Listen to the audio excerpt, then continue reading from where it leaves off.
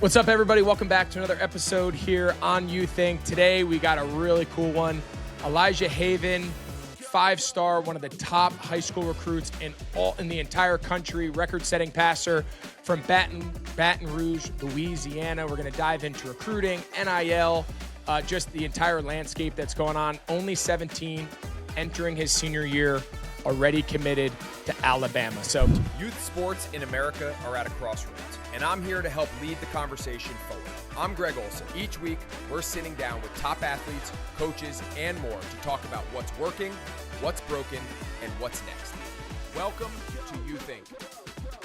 All right, Greg, how was your weekend? How was your 4th of July? It was good. We had a little bit of a mix of a week. We had a little bit of fun. We were able to get away. The kids were off of all their sports, so we were able to get away and get out to the beach for a couple of days and just kind of enjoy some downtime. And then there was a big event that I think a lot of people heard of. If you didn't hear of it, you're probably living in a bubble. So Kara and I flew up to New York, had an awesome time at the Travis and Taylor wedding, saw a bunch of friends, caught up with a bunch of people from all over the place. Yeah, that was obviously special. Big event, incredible crowd of people. It's hard to really put into words the people that you would see in line in the bathroom and people you would see in line at the bar. But everybody was awesome. Everybody had a great time. The event was, beyond amazing, and just really cool to get to connect with a lot of old friends and meet a lot of new people. So happy for them, happy for the two of them. Appreciate the invite, and safe to say a couple days over 4th of July to New York City for what very well could be the event of the century was a pretty good few days. Okay, so now I'm going to ask you the real questions. So first, you were in a People magazine headline with some big names, but who was your favorite hang at the wedding? Yeah, there was a couple moments of the night where you find yourself and you're kind of like, what am I even doing here? Like, why am I, what is this circle? I guess the first one that comes to mind, early in the night, we're in the cocktail party, and walking out of the bathroom, and a guy, you hear a guy's voice, and he's like, hey, he's like, dude, I love your hat. And I was like, thank you, man. Like, how nice is it to meet you, Tom Cruise? And you're walking out of the bathroom with Tom Cruise, and he goes out of his way to compliment your hat, and then you have a 2 or 3 minute conversation, amongst a million other people and athletes and entertainers and musicians, and everybody just kind of milling around, and their guards are down and they're just happy to connect, introduce themselves. Some people know each other. Some people don't know each other. So, just a really unique crowd of fun people. But just, I think the environment that was created, no phones, no cameras, everyone could just be themselves, enjoy the night, enjoy Travis and Taylor.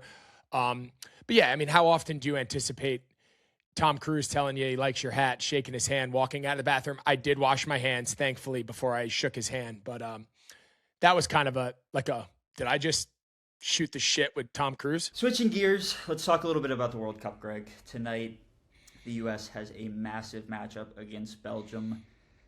This will be out after the game, but I just want to talk about it a little bit and talk about the significance of both this team, the World Cup run, and the impact it's having. So we've noticed, the You Think team has noticed that TJ and Tate have been posting on their Instagrams, excited about the different games, obviously Flo Balogun coming back, but how have you seen them get inspired by soccer, get inspired by the World Cup over the last couple of weeks? Yeah, I'll tell you, I've seen it with them because I felt it myself. Me and my wife last night, we sat up literally on the edge of our seats watching Mexico and England. And again, we don't have any vested interest in that game, but you talk about from the crowd to the controversy to penalty kicks to England playing, in essence, like a 25, 30-minute penalty kill in soccer. It was almost like a hockey penalty kill. And, they're just playing, defending the box and just kicking things out. Everyone is a defenseman. The drama, the amount of shots on goal. And again, I'm not overly vested in whether Mexico or England wins, but just the way these guys are competing, the pride they have for their countries, the crowd, of course, that game being in Mexico. But I've found myself watching games with countries that I don't know a lot about. And then I spend 2 hours in bed, Googling countries and their histories. And, it's just a really unique event of a sport that I don't pretend to know a lot about. But over these last couple of weeks, I have watched more soccer than I ever have in my life. I'm learning more about it. I think the commentators and the team at Fox have done a great job educating, especially the American fan base who might not be avid followers. But yeah, tonight and then when the US plays, it's like appointment television. Like, we are home, dinner is done, things are over, practices are done. We are home to watch the US. And obviously when the US plays in anything, whether it was hockey, months back, we woke up on that Sunday morning to watch America win the gold in hockey, or whether it's soccer or, the women's soccer team over the last, decade or so. Anytime America, competes on a world stage, we obviously become big fans. And I think this is going to I'm very anxious to see what the next decade of soccer in America looks like, because this has been a pretty amazing moment in the States for a sport that maybe a lot of people are discovering really for the first time. Do you have any new favorite players that you've found over watching? So I obviously cheer for America. Like, I want the US to win the whole thing. Erling Haaland, I'll be honest, I didn't know a lot about him. I had seen his picture here and there, didn't really know a ton about him. He might be as impressive of an athlete as I've ever seen. Just watching him, forget his soccer skill, forget, his ability to score, and that all speaks for itself. His size, his length, his speed, his ability to accelerate, his power, his timing. Like, you talk about world-class athlete, he's at or near the top of the list. And it's just amazing to watch a guy play like that and, carry a team that, my understanding is, Norway didn't have a lot of expectations coming into the World Cup. And now here they are advancing to the quarters. So he's been really fun. Of course, to watch Messi play is incredible. We've all known and seen him. He's obviously a household name around the world, but to just see the ease in which he scores and the consistency in which he plays, that's special. I'll tell you, I thought the guys from England last night played their heads off. I thought Harry Kane was amazing. That assist he had on that crosser for the second goal. I know he got the red card and gave up the PK. I thought that was a little bit of a weird call, but man, you're learning about guys that if you don't follow international club soccer, maybe you're not as up to speed on some of these guys, but they're incredible athletes. Their stamina, their endurance, the manner in which they're able to play for so long, it's impressive. Back to Haaland. Who's your NFL comparison of Erling Haaland? Yeah, so like Erling Haaland, like I joked a couple weeks ago, we were getting ready for TEU. Like, if I could draft any person on the planet and make him come be a tight end, like LeBron would be on there. He would be on there. Like, he'd be on that Mount Rushmore of like not a tight end, but should be a tight end. I don't know. Like, I would say like the physicality and the size, like that's what like Gronk always looked like. But I actually I think he's faster. Like, he's 6'5", and I would love to know how fast he's running. I mean, I'm not sure we have a comparison, a guy that I can think of that is that size running at that speed. I mean, Calvin Johnson, like, is he Calvin Johnson? That's probably like the closest. I don't know how much he weighs. I'd guess he weighs like 220, 215. Yeah, maybe like a Calvin Johnson. That's probably like the name that comes to mind. Length, size, power, athleticism. Off the top of my head, that's probably the closest I could come up with. Elijah, really appreciate you, man, taking a couple minutes here of your time and joining us on You Think. No, for sure. Appreciate you having me. All right, so listen, we're going to get to the records. We're going to get to all the records that you broke, Louisiana State Player of the Year and all that. But I want to talk about freshman year, right? It's easy to talk about when you're a junior and you're a star and Alabama's trying to, recruit you and LSU and all these guys.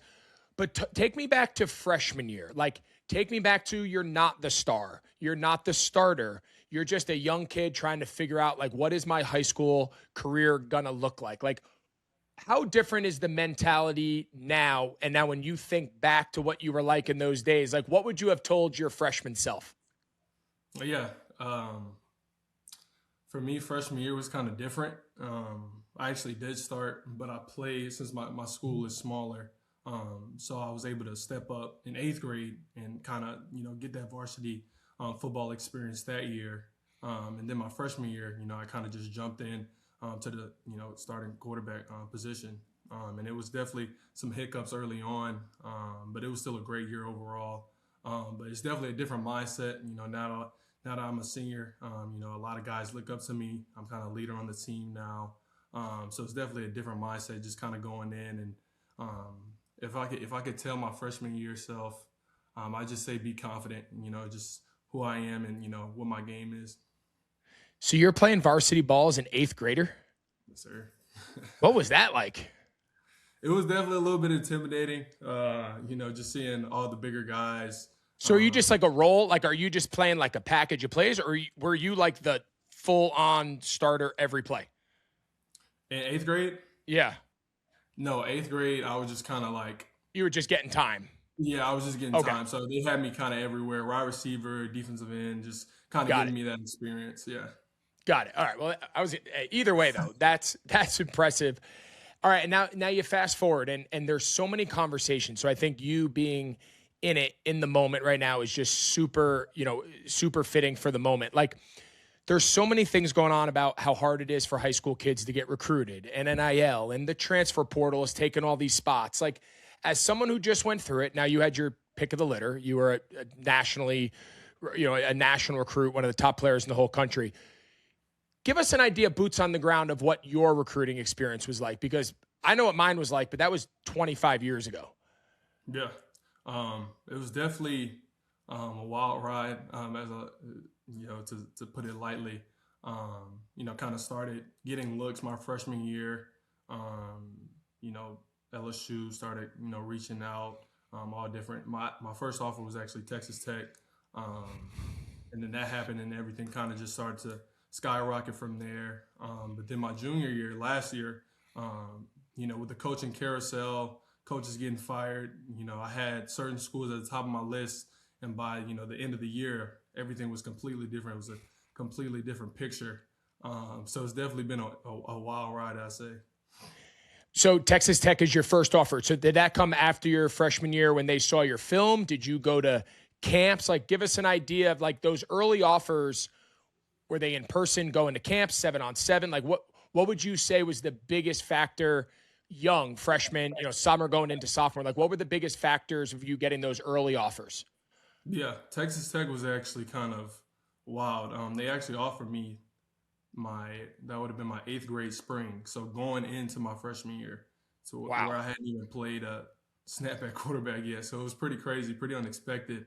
But they just, took a shot. They said they liked how my body looked, and they ended up offering me. And then LSU, they picked up Baylor, Florida, and then eventually, I got Bama, bigger schools, Bama, Georgia. So yeah. Love it.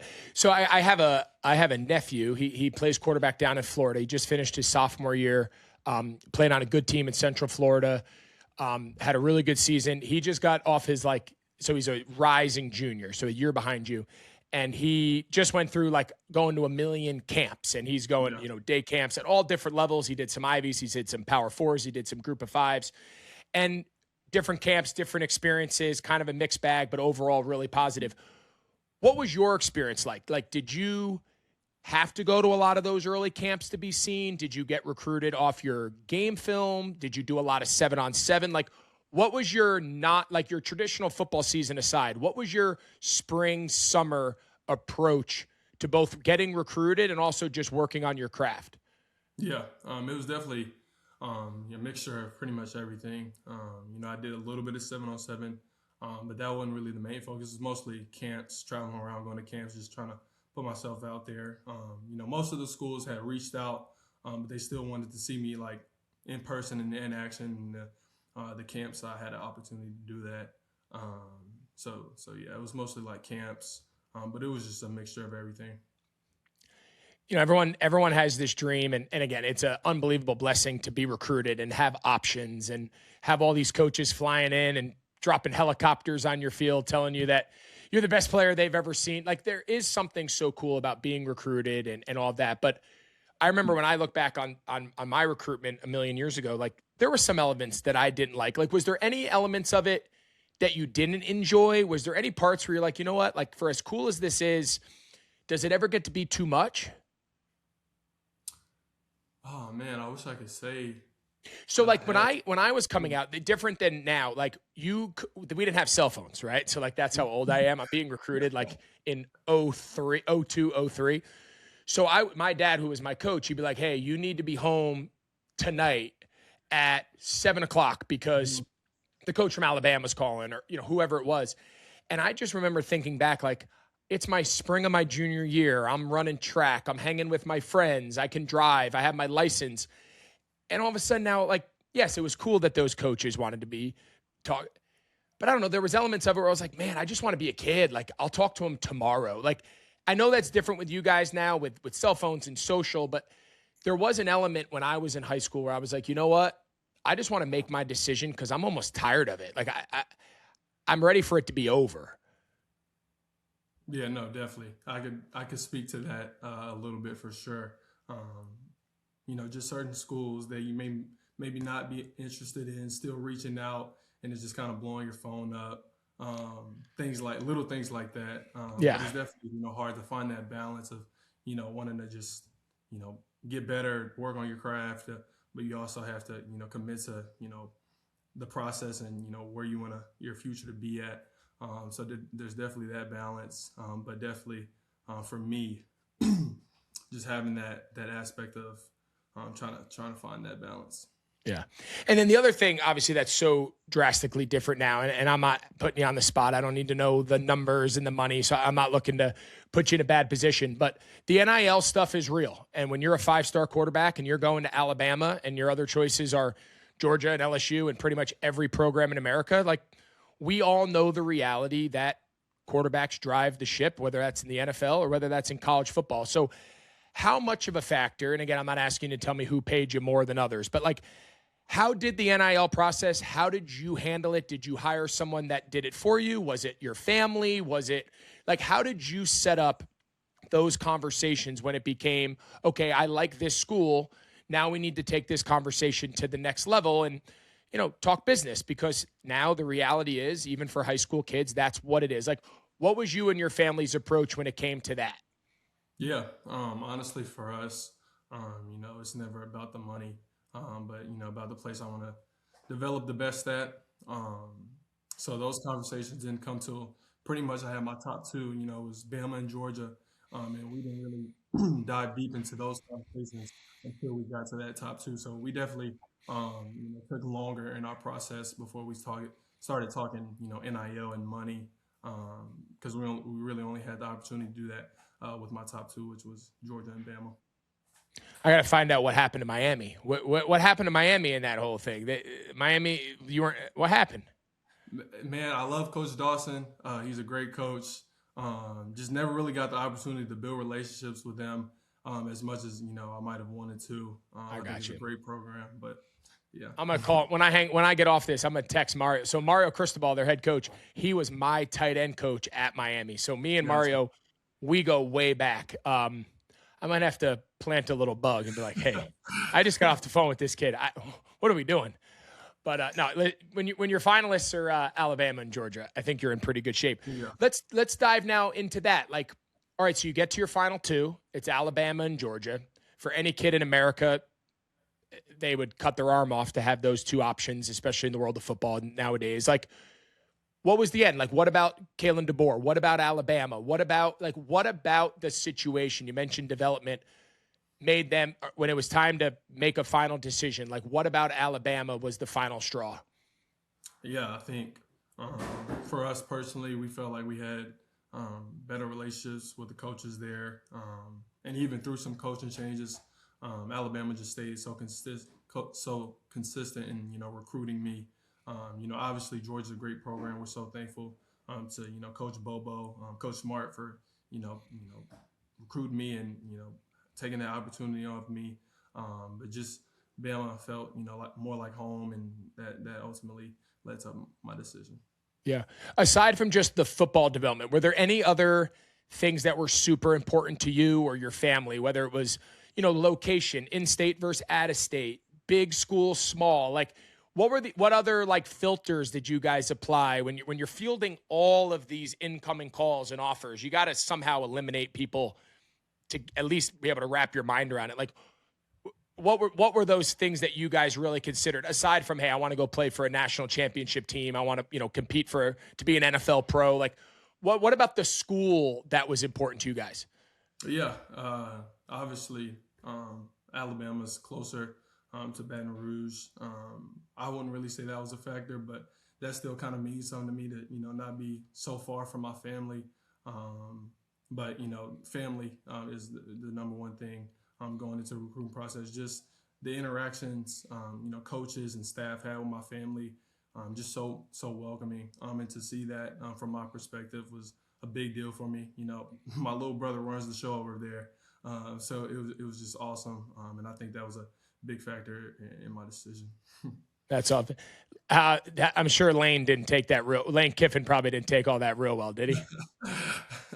No, we really didn't have much conversations. Was he late? Was he late getting there, and the timing of all of it? The timing was kind of bad, but I think the world of LSU is a great program, and Coach Kiffin's a great coach as well. You had an abundance of choices, and while that sometimes can be overwhelming, right? There is almost an element of too many choices becomes difficult in its own right, but the schools that you're choosing from, you really can't go wrong, right? I mean, picking Alabama to LSU to Georgia to Miami, of course I'm biased. Like, you just, when you're at the position you are, it's a nice position to be, but obviously well-deserved, and all these schools wouldn't come calling if they didn't think you were the dude. Now, the other side of this, and again, I now talked to you for 20 minutes, and I can get a pretty good feel for certain kids and their personalities and whatnot. So I don't anticipate this being an issue with you at all. But we do know in today's world, these young kids getting money, they're in EA Sports, they're in college football, they're doing brand marketing deals, they got Instagram, they got social media deals. Like, how do you keep yourself grounded? Like, who in your life keeps you, like, maybe when you're getting out a little bit over your skis and you're feeling like, who keeps you in check to say, hey, we got a big high school senior year, man. We got to defend a state title. You got a lot of expectations. Like, as nice as all this other stuff is, it still does come down to, like, it's all about the ball, man. And, like, if you don't play well, all this stuff goes away. Like, who in your life is that voice? I think, my dad. It's always dad, right? It's always dad. But yeah, my dad just, he's always hard on me, pushing on me to, just be the best version of myself. And throughout, all the success and accolades, just to stay grounded, keep my head down, keep working. But I'm super thankful for him. Without that, I don't think I would be, where I am today. So definitely thankful for my dad and, his guidance to me. Talk more about that. I have 2 sons and a daughter.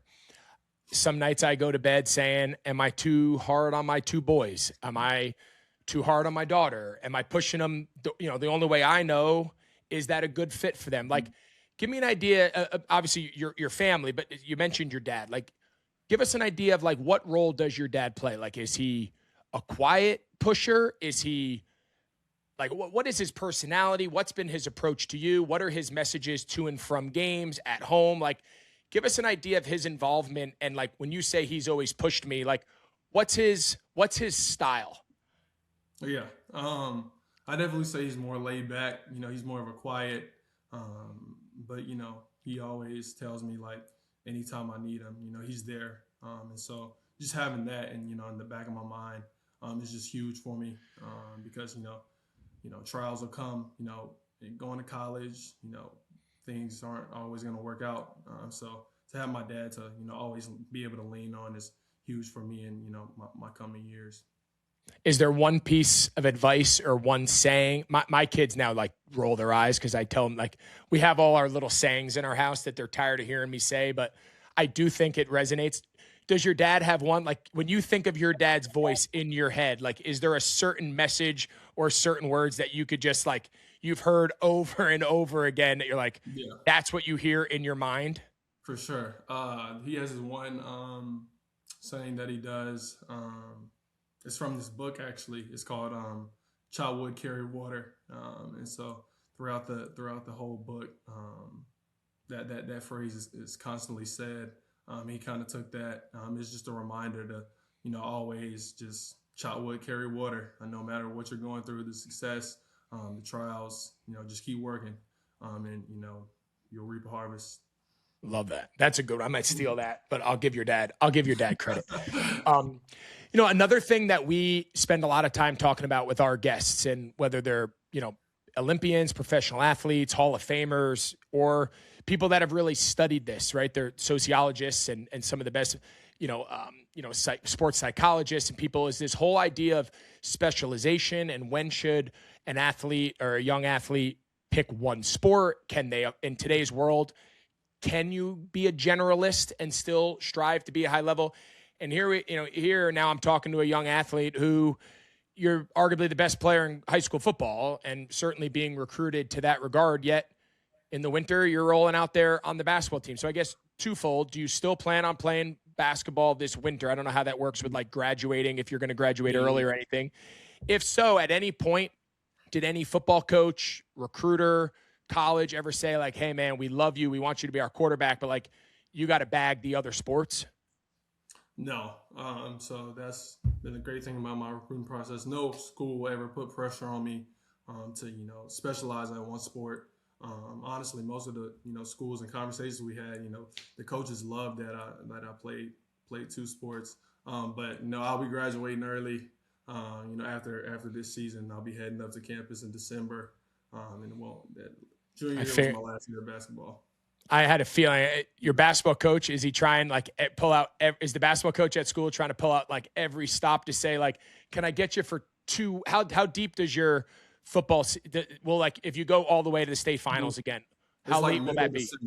Middle of December. Oh, so you're late. Yeah, so you're not around here. The private schools are done like give or take Thanksgiving. So for the kids that did we had a couple kids that graduated early last year. There is like a couple week gap where they try to squeeze out here in North Carolina. They can squeeze out like a couple weeks of basketball and then they leave. But I had a feeling your basketball days have come to an end. But growing up, like how important was it to you? Like, but even as you started to really make your name in football, like how important was it to you that when football was over, you rolled out there with your buddies and played basketball and went out and competed in something that maybe all the eyeballs in the gym weren't on you because you're the 5-star quarterback, but you're just a guy out there playing basketball with his buddies, not as much expectation, right? Yeah, definitely. It was always been huge for me. Football was my first love, but, I enjoyed basketball just as much. So it was definitely important to me to, keep playing as long as possible. Yeah. I look back, when different eras, different animals, but like I look back my senior year in high school, we won a state championship in football.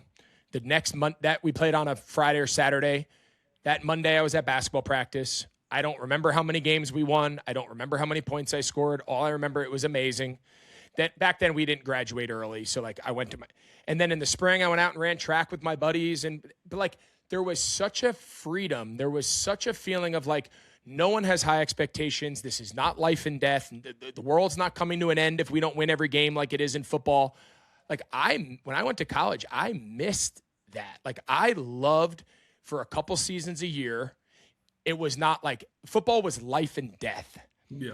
Everything else was just fun playing with your buddies. Like, and I try to tell kids here all the time, and we have like a huge sports specialization thing going on here in North Carolina where we cannot get kids to play multiple sports. So maybe they don't listen to me. So maybe we're going to play this clip of the best high school quarterback in America, and maybe they'll listen to you. Yep.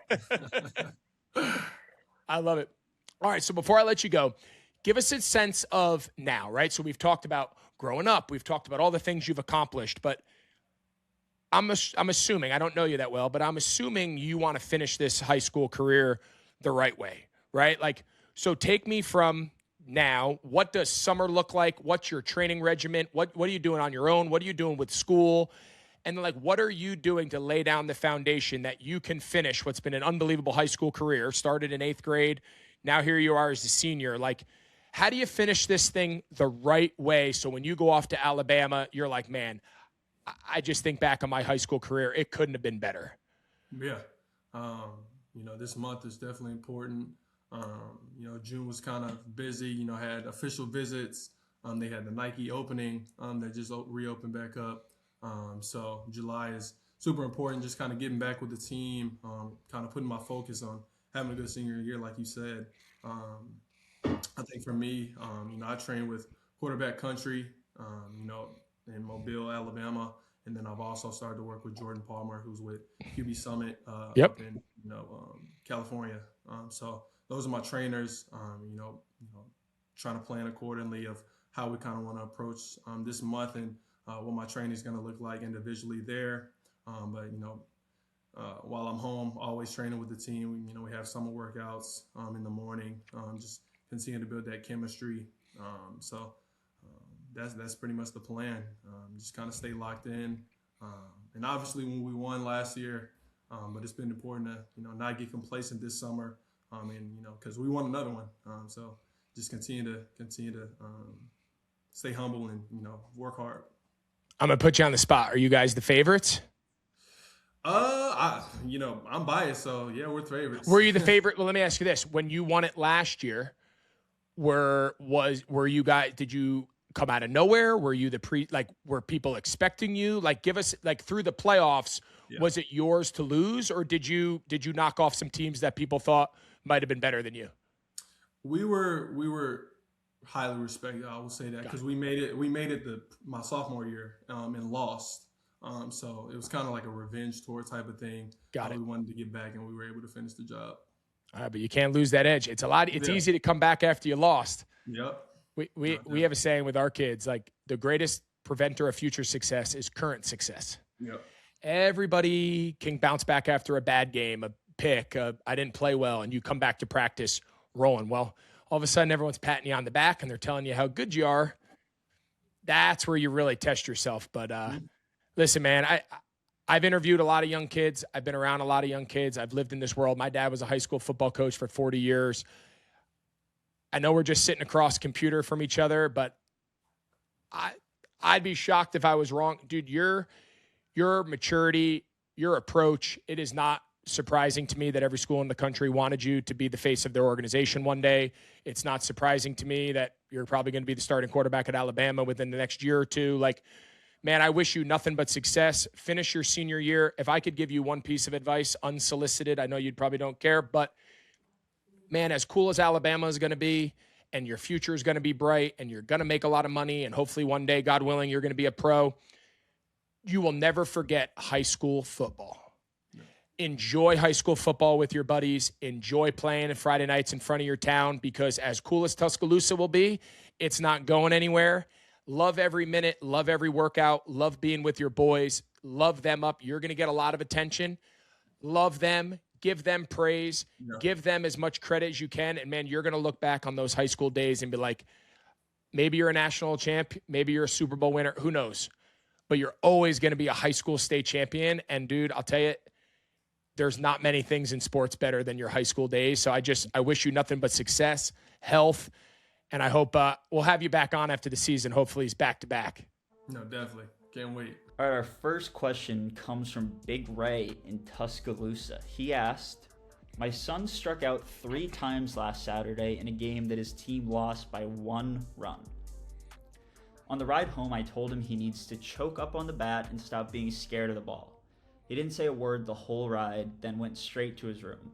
My wife said I made it worse. Did I? How do we know how old he is? We do not. But to me, it sounds like he's maybe middle school. Yeah, so listen, I'm not going to sit here and be, throwing stones in a glass house. I've been the first. I've said it many times. There's been many times after games that I have not always said the right thing or had the right tone. So I don't sit here and preach to other dads like, hey, do it the way I do it. But, a lot of ways it's like, hey, I've been there before. I've probably handled things wrong. I've probably handled things right. At various times, I've done both a lot. what I found is in those moments, especially after failure, and this is where I've tried to improve, is less technical feedback, less your elbow, your choke up, your feet, your left hip, your ankle. That usually doesn't add much value. What I try to dive in those moments is like, what was in your mind at the plate? Like, what were you doing leading up to that at bat? What did you do this week in practice? Like, I've always been of one that has tried to connect the process to the outcome.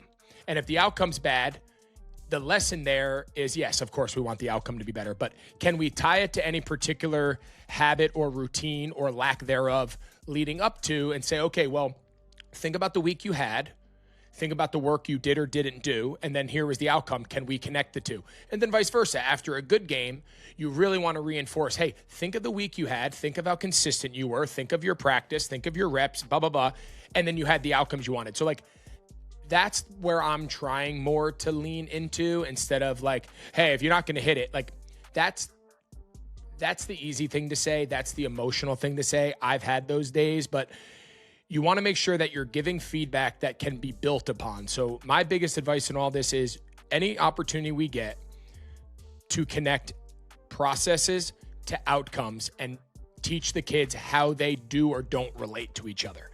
If those lessons can be formed out of the 0 for 3 with 3K days or the 3 for 3, 3 double days, that's where we can have growth. We can start laying down these patterns of behavior that don't guarantee future success, but they optimize the best opportunity to have future success. All right, our last question today comes from Bethany in Sioux Falls, South Dakota. She says, I've got 3 kids in 3 different sports. That's 6 practices a week between them. And last week, I missed my youngest game because I was at his brother's. He clearly noticed, and I feel bad. How do families with more than 1 kid in sports actually make this work without someone feeling forgotten? Yeah, I think that's the struggle that every single family of multiple multiple children, multiple sport children go throughout the country. So I think the first thing I'd say is give yourself some grace, right? Like, you cannot be multiple places at once. You do your best based on family dynamics, based on how many adults are available to drive. You know, we even find ourselves like sometimes the one of the kids' teams like has multiple close family friends or multiple people that you've known for a long time, where if you're going to leave one of your kids alone, it's in that environment because you know there's people there to look after them. And then maybe one of the kids is on a team that's maybe new, or you don't have a lot of close people and you want to make sure they're not there by themselves. So there's so many different factors that go. So do the best that you can, communicate with your children, talk about it, talk about the plan. Hey, Saturday, here's why I'm doing this. Here's where I'm going. Sunday, whatever the days, typically they're multi-day, throughout the weeks, there's multiple events and multiple days. So communicate with your kids, be transparent, be open. Hey, is anyone, feeling super left out? I'm trying to balance. Again, just over communicate so that they don't have any misinterpretations that the reason mom or dad isn't there is because they don't love me as much as my brother or my sister, because obviously that's not the case. And with busy schedules, and oh, by the way, mom and dad might have to work. Mom and dad might have to go out of town. Mom and dad might have, there's other things in the world besides youth sports. I know that's hard for people to believe. So there is no magic formula. Give yourself grace. Communicate with your children, especially as they get older, and let them know, like, hey, I love watching you. I love being there, but in this case, we have multiple children who require my time and attention, and we're going to try to be fair, but we love you all. And whether I'm there or I'm not there, that can't have any, it can't determine how you play or how you prepare. And sometimes that just comes with age.